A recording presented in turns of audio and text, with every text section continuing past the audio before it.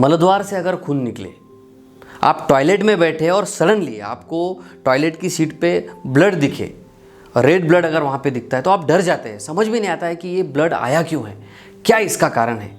और उसी के साथ साथ अगर मलद्वार की जगह पर दर्द है, पेन वहाँ पे होता है, या फिर आपको प्रेशर सा फील होता है, दबाव सा अंदर की जगह पे या बाहर से आपको लगने लगता है, या फिर उसी के साथ साथ गहरे रंग का अगर खून आता है, डार्क कलर का ब्लड आता है, या फिर कभी कभी काले कलर का टार के जैसा ब्लड भी मलद्वार से आ जाता है, तो समझ भी नहीं आता है कि ये क्यों आ रहा है, इसका कारण क्या है। कुछ पेशेंट्स में पाया जाता है कि ये ब्लीडिंग के साथ साथ उनको चक्कर आने जैसा होता है, चक्कर उनको आते हैं, या फिर पेट में दर्द होता है, ऐंठन सी महसूस होती है।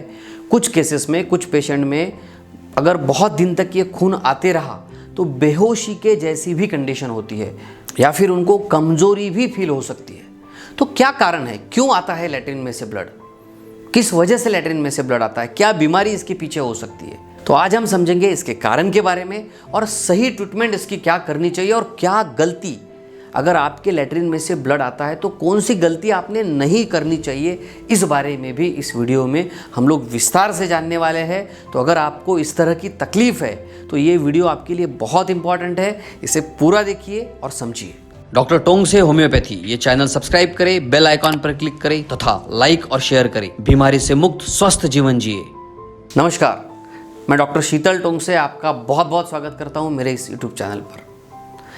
लाल कलर का अगर आपके लैट्रिन से ब्लड आता है तो इसका मतलब ये है कि गुदद्वार जो है, लैट्रिन की जो जगह है, उसके आसपास ही कुछ प्रॉब्लम है।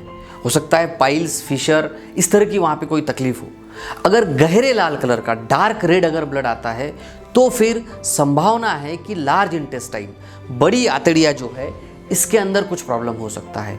उसी के साथ साथ अगर डार्क कलर, ब्लैक कलर का या टार के जैसा ब्लड अगर आता है तो आपके स्टमक में या फिर छोटी आंतड़ियों में, स्मॉल इंटेस्टाइन में अल्सर के जैसा या फिर और कोई इन्फेक्टिव डिसीज़ या और कोई बीमारी होने की संभावना है। तो क्या कारण हो सकते हैं उसके बारे में हम सबसे पहले समझते हैं। पहला कारण जो है वो है पाइल्स, यानी कि बवासीर।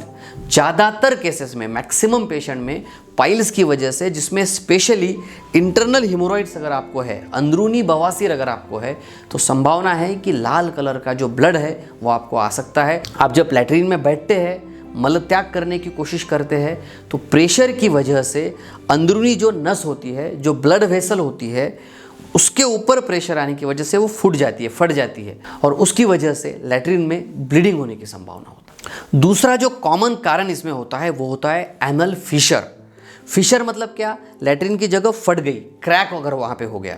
फिशर के ऊपर मेरा अलग से वीडियो है, मैं आपको यहाँ पे रिकमेंड करूँगा। अगर आपको इस तरह की तकलीफ है तो आप पाइल्स, फिशर, फिशुला, इनमें क्या डिफरेंस है, इसका ये वीडियो ज़रूर देखिए। अगर आपको पाइल्स है तो आप पाइल्स का वीडियो देखिए, फिशर है तो फिशर का वीडियो देखिए, आपको निदान क्लियर हो जाएगा। तो फिशर जो है ये इसका दूसरा मुख्य कारण है। फिशर जैसे मैंने बताया, फट गई, वहाँ की जगह क्रैक हो गई, फिर से लैट्रिन की जगह पे अगर प्रेशर आया, आपको अगर कब्जियत की शिकायत है, आपको अगर कंस्टिपेशन है, हार्ड लैट्रिन अगर आपकी होती है, तो लैट्रिन की जगह पे प्रेशर आएगा, उसकी वजह से लैट्रिन की जो जगह है वो क्रैक हो जाएगी और वहाँ से खून निकलेगा। ये एक इसमें कारण हो सकता है। तीसरा कारण जो इसमें होता है वो है लैट्रिन की जगह के अंदर अगर कोई पॉलिप है, गांठ के जैसे, मस्से के जैसे अगर कोई भाग है, तो वो भी रप्चर होने की वजह से खून निकल सकता है। चौथा कारण जो इसमें होता है वो होता है अल्सर अगर आपके पेट में है, या फिर आपको IBS, इरिटेबल बोवेल सिंड्रोम के जैसी कोई बीमारी है, आपके इंटेस्टाइन से ब्लड निकल के लैट्रिन की जगह से पास हो सकता है। पांचवा और एक कारण इसमें होता है कि किसी भी प्रकार का अगर इन्फेक्शन आपके स्मॉल इंटेस्टाइन या फिर लार्ज इंटेस्टाइन में, बड़ी आंतड़ियों में या फिर छोटी आंतड़ियों में कोई भी इन्फेक्शन अगर हुआ है, या फिर अल्सरेटिव कोई कंडीशन है, तो उसमें भी खून निकलने की संभावना है। सिक्स्थ कॉज जो इसमें होता है वो होता है रेक्टल कैंसर, या फिर कोलोन का कोई कैंसर अगर है, CA अगर है, लैट्रिन की जगह पर बाहर से या इंटरनली या फिर कोलोन के अंदर आपकी आंतड़ियों में कहीं अगर कैंसर के जैसी ग्रोथ होती है तो उसमें भी खून निकलने की संभावना है। और इसीलिए मैं यहाँ पे आपको रिकमेंड करूँगा कि अगर आपको लैट्रिन से ब्लड आता है तो सबसे पहला काम आपने करना चाहिए, किसी अच्छे डॉक्टर को दिखाइए और जांच कीजिए। इसके ट्रीटमेंट के बारे में अगर हम समझना चाहते हैं तो ट्रीटमेंट में सबसे पहला काम यही है कि क्यों ब्लीडिंग आ रहा है, खून आने का कारण क्या है, इसकी जांच सबसे पहले करवाइए। ज़्यादातर केसेस में बवासीर या फिशर ही होता है, लेकिन डायग्नोसिस मिस नहीं होना चाहिए, निदान गलत नहीं होना चाहिए। इसीलिए आप अगर सर्जन के पास जाते हैं, वो अलग अलग प्रकार की टेस्ट करते हैं, बाहर से चेक करते हैं, प्रोक्टोस्कोपी करते हैं या फिर कोलोनोस्कोपी करते हैं और निदान करते हैं कि खून आने का क्या कारण है। अब एक बार आपको पता चल गया कि जैसे मैंने पहले ही बताया, ज़्यादातर केसेस में बवासीर या फिर फिशर ये कॉज होता है। अब आपको पता चल गया है कि आपको फिशर है, तो आपको क्या करना है, फिशर की ट्रीटमेंट करना है। आपको पता चल गया कि आपको बवासीर है, तो आपको बवासीर की ट्रीटमेंट करना है।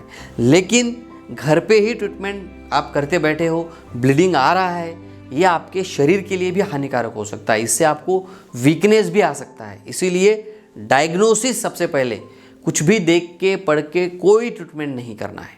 जैसे मैंने शुरुआत में ही कहा है, ज़्यादातर केसेस में पाइल्स, जिसे हम हिमोरॉइड्स या बवासीर कहते हैं, या फिर फिशर, इसके ही होने की संभावना ज़्यादा होती है। तो ऐसे केस में आपको क्या खाए ये समझना बहुत ज़रूरी है। देखिए, सबसे पहले आपको एक काम करना है, छाछ पीजिए। सुबह शाम ज़्यादा से ज़्यादा आप छाछ पीजिए। खाने में आपको अंकुरित अनाज ही ज़्यादा खाना है। एक 15 दिन तक के आप कीजिए, अंकुरित अनाज खाइए। मसाले की चीज़ें, तेल की चीज़ें, मैदे की चीज़ें, डिब्बाबंद चीज़ें पूरी तरह से बंद कर दीजिए। अगर आपको लेट खाना खाने की आदत है, उसको बंद कीजिए। रात को आप 8 बजे के पहले खाना खाइए, यानी कि आपका खाना और सोने के बीच में कम से कम 2.5 से 3 घंटे का डिफरेंस होना चाहिए। उसी के साथ साथ आपको ध्यान रखना है, अगर आपको कोई बुरी आदत है, आप अगर टोबैको बहुत ज़्यादा खाते हैं, आपको अगर ड्रिंकिंग की हैबिट है, तो इस आदत को आपको छोड़ना बहुत ज़रूरी है। वक्त पे खाना खाइए, अच्छी चीज़ें खाइए, हरी सब्जियां ज़्यादा से ज़्यादा खाइए, फल खाइए, जल्दी खाना खाइए, अपनी डाइजेशन की तरफ ध्यान रखिए, कारण तक पहुंचिए। आपको क्या कारण है वो देखिए।